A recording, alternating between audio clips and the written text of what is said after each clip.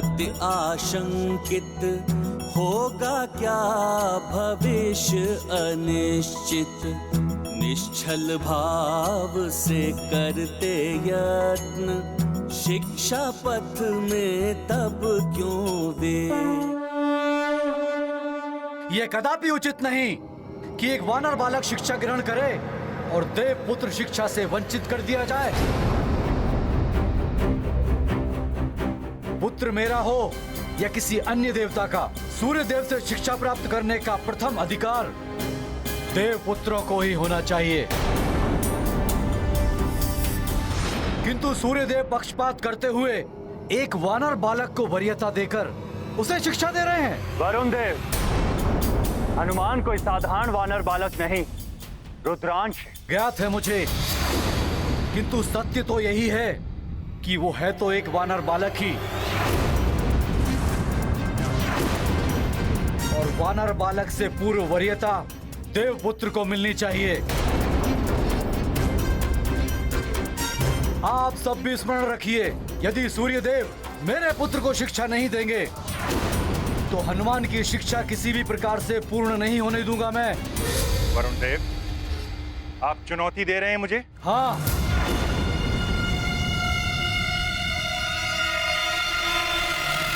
क्योंकि पक्षपात किया है आपने।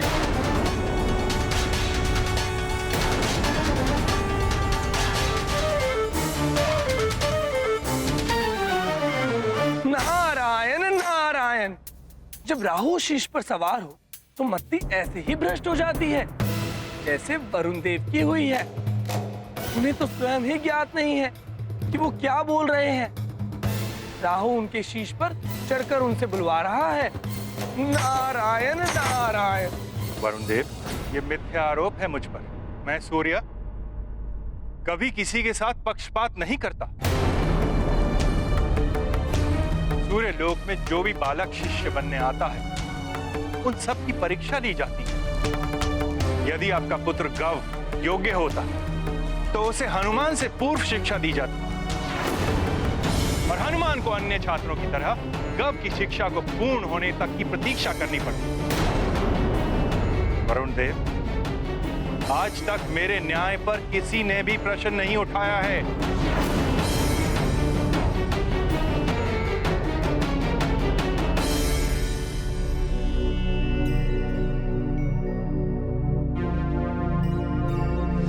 तो आज मैं उठा रहा हूं प्रश्न, हनुमान को शिक्षा के लिए प्राथमिकता देना यही आपका पक्षपात है। और ये पक्षपात आप क्यों कर रहे हैं ये मैं बताता हूं। मैं ही नहीं, आप सबको भी ज्ञात है कि सूर्य देव को रावण के बंधन से हनुमान ने मुक्त कराया था।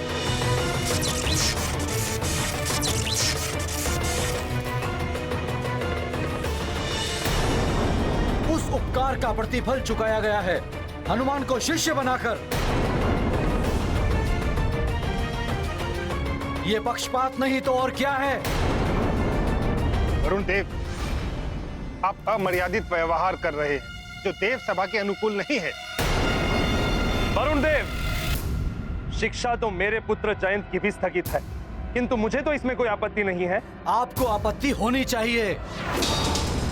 सूर्य देव का गुरुकुल देवों का गुरुकुल है, जिसमें शिक्षा प्राप्त करने के लिए देव पुत्रों को किसी भी प्रकार की परीक्षा की आवश्यकता नहीं होनी चाहिए थी।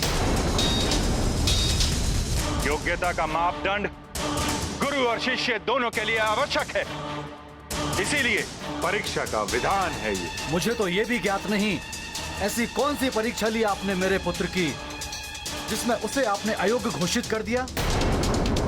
मेरे समक्ष तो ली नहीं आपने परीक्षा।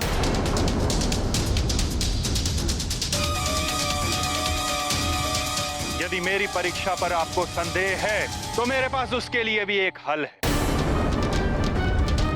जिससे यह प्रमाणित हो जाएगा कि हनुमान मेरा शिष्य बनने के योग्य है या गव की अयोग्यता का मेरा निर्णय अनुचित है।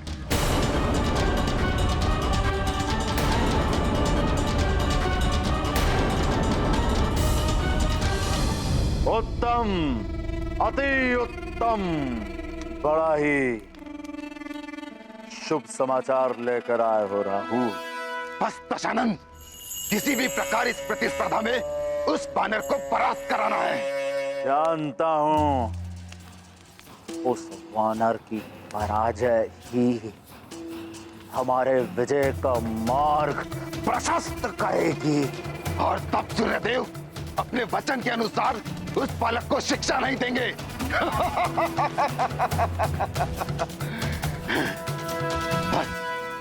बस चिंता इस बात की है कि उस हनुमान के पास मायावी शक्तियां हैं और वरुण देव के पुत्र गौ के पास ऐसी कोई शक्तियां नहीं। गांव के पास ऐसी कोई शक्ति है नहीं, पर होगी। उसे शक्तिशाली बनाऊंगा मैं, दशानन रावण।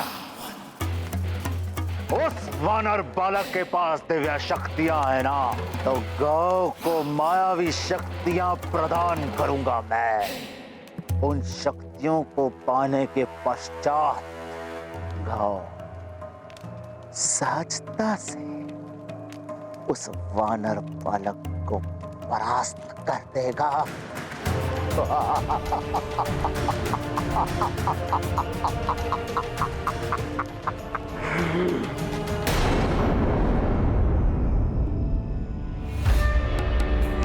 गुरुदेव,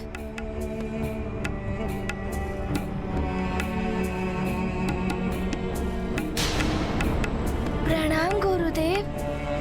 गुरुदेव, क्या निर्णय हुआ देव सभा में? क्या आप मुझे शिक्षा प्रदान करेंगे ना? पुत्र, तुम्हारी शिक्षा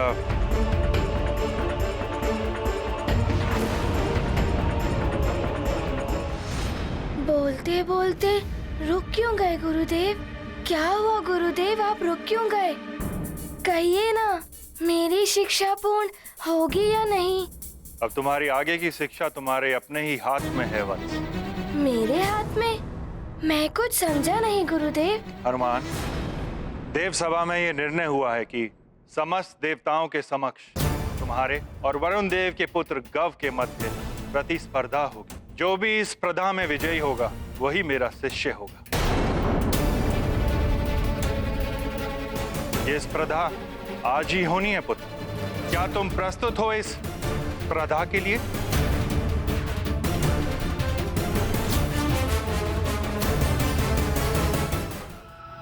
प्रणाम गुरुदेव। सभा निर्णय से हुए अवगत, स्पर्धा प्रस्ताव से सहमत। अपनी क्षमता में रख विश्वास, शुद्ध मन से करेंगे प्रयास। प्रत्येक परीक्षा हेतु प्रस्तुत, ज्ञानार्जन को पूर्ण समर्पित। हनुमत हो स्वयं पर निर्भर, उद्देश्य प्राप्ति को है तत्पर। गौ, ध्यान रहे, युद्ध हो या प्रतिस्पर्धा, विजय परम लक्ष्य होता है। विजय शक्ति से प्राप्त हो या युक्ति से। मैं तुम्हें युक्ति की जितनी शक्तियां प्रदान कर सकता था, मैंने तुम्हें प्रदान की हैं पुत्र। अब ये तुम पर निर्भर करता है कि तुम उस वानर को कैसे परास्त करते हो। पिताश्री, आज उस वानर पुत्र को ये ज्ञात हो जाएगा कि ये देव पुत्र के समक्ष वो तुच्छ है और तुच्छ ही रहेगा। इस प्रतिस्पर्धा में विजय आपके पुत्र की होगी पिताश्री। पुत्र, मुझे तुम पर विश्वास है। मेरा आशीर्वाद है तुम्हारे साथ। वरुण देव,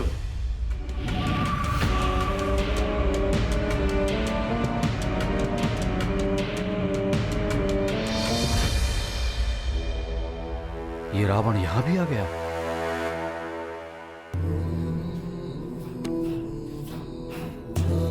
लंकेश, आप यहां वरुण लोक में?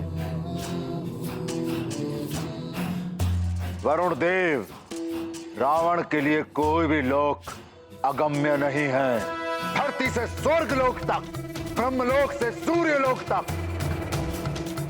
मैं कहीं भी आ जा सकता हूं। मैं तो आपके पुत्र को आशीर्वाद देने आया हूं, जिसके बिना इसकी विजय संभव नहीं है। क्या सोच रहे हो वरुण देव? इसकी विजय सुनिश्चित करने के लिए इसे मायावी शक्तियों की आवश्यकता है, जो इसे केवल मैं दे सकता हूं। और ये मेरी मायावी शक्ति तुम्हें विजय दिलाएगी पुत्र। किंतु मैं इनसे कोई शक्ति क्यों लूं? पुत्र, ये यहाँ मित्रता के भाव से आए हैं। अभी तुम्हारा लक्ष्य है विजय की प्राप्ति। लंकेश, रावण का भी आशीर्वाद तुम्हारे साथ रहेगा पुत्र गव, जिसके बिना तुम्हारी विजय असंभव है। प्रणाम लंकेश। विजय भव। ये आशीर्वाद तो आपने भी दे दिया अपने पुत्र को वरुण देव, किंतु इसकी विजय सुनिश्चित करने के लिए इसे मायावी शक्तियों की भी आवश्यकता है, जो इसे केवल मैं दे सकता हूं।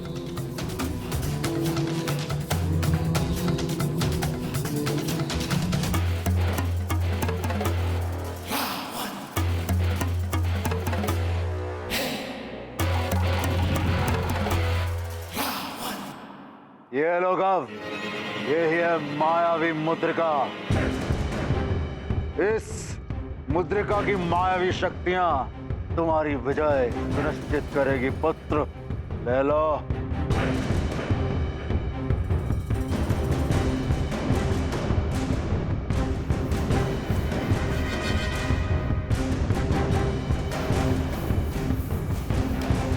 अपने पुत्र के लिए मैं कुछ भी कर सकता हूँ, अब तो रावण से मित्रता भी।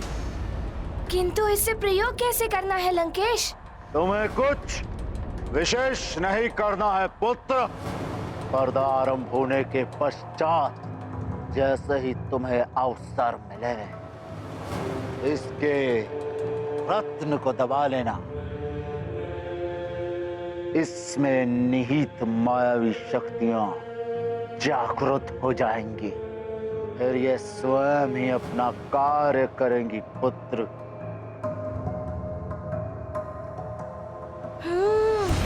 मायावी शक्ति पिताश्री, अब तो विजय मेरी ही होगी। उस तुच्छ वानर को परास्त होना ही होगा। किंतु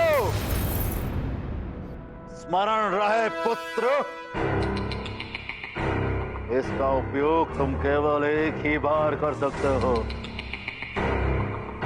यदि दूसरी बार इसका उपयोग करोगे तो इसका प्रभाव प्रतिकूल भी पड़ सकता है। मैं समझ गया लंकेश, इसके लिए आपका बहुत बहुत धन्यवाद। लंकेश, ऐसे समय में आप मेरे पुत्र की सहायता के लिए आए। आपके इस उपकार के लिए मैं सदा आपका आभारी रहूंगा। वरुण देव, उस तुच्छ वानर को देवताओं ने अपने शीश पर चढ़ा रखा है। उसकी तुच्छता का आभास उसे होना ही चाहिए। उस वानर की पराजय में गव का भविष्य और मेरी भी विजय छुपी हुई है। किंतु किंतु क्या लंकेश? किंतु ये वरुण देव कि आपको भी मेरा एक कार्य करना होगा।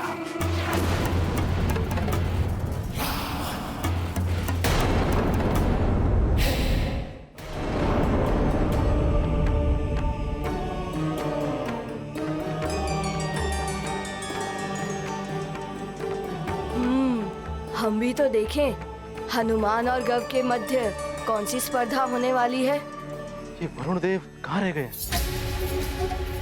अभी तक तो उन्हें अपने पुत्र को लेकर आ जाना चाहिए।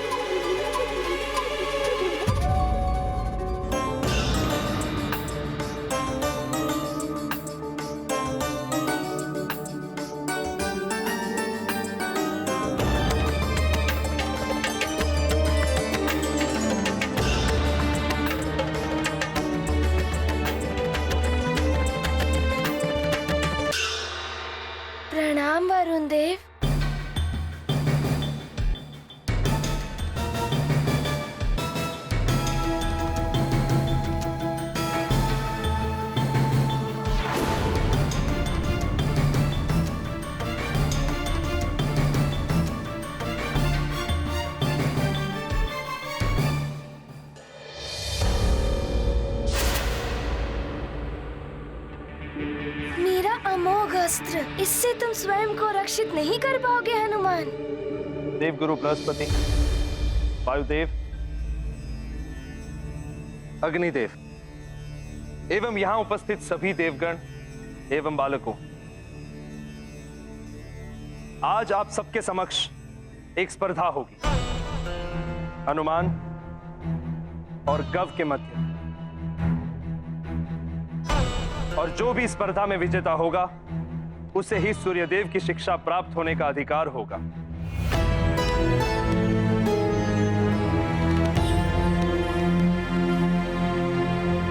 और जो भी इस स्पर्धा में परास्त होगा उसे सूर्यदेव अपनी शिक्षा प्रदान नहीं करेंगे। वो स्पर्धा क्या होगी, इस विषय में सूर्यदेव बताएंगे। क्षमा करें देवराज, मेरा सुझाव है कोई बड़ी और कठिन प्रतिस्पर्धा होनी चाहिए। कुछ ऐसा जिससे कि हनुमान और गौ की शक्ति, युक्ति एवं बुद्धि चातुर्य की परीक्षा हो सके।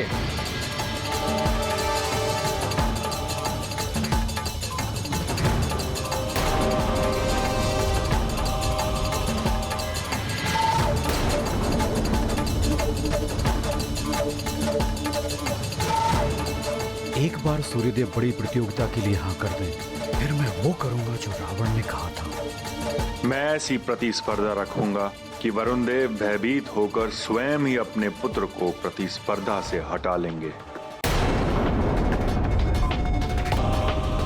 उचित है।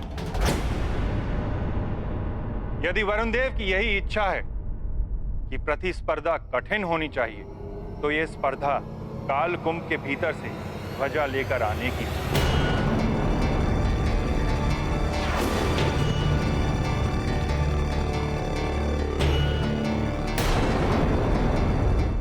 सूर्यदेव, आज तक कालकुंभ से कोई भी ध्वजा लेकर बाहर नहीं आ पाया, चाहे वो देव पुत्र हो, ऋषि पुत्र हो या गंधर्व पुत्र।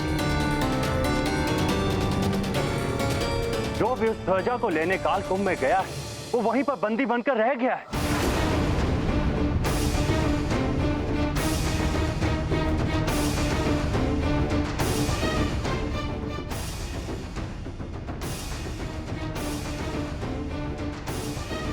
कालकुंभ की रक्षा करने वाले सैनिक भी महायोद्धा हैं। उन्हें परास्त कर कालकुंभ में प्रवेश करना सहज नहीं है सूर्यदेव। प्रतिस्पर्धा का कोई अन्य मापदंड निर्धारित कीजिए। अग्निदेव, वायुदेव, वरुण देव की ये इच्छा है कि ये प्रतिस्पर्धा कठिन हो और कालकुंभ से ध्वजा लेकर आना बड़ी और कठिन स्पर्धा है। हाँ, यदि हनुमान या गव को इस काल कुंभ में जाने से भय लगता है, तो वो अपनी पराजय स्वीकार करके प्रतिस्पर्धा को समाप्त करा सकते हैं।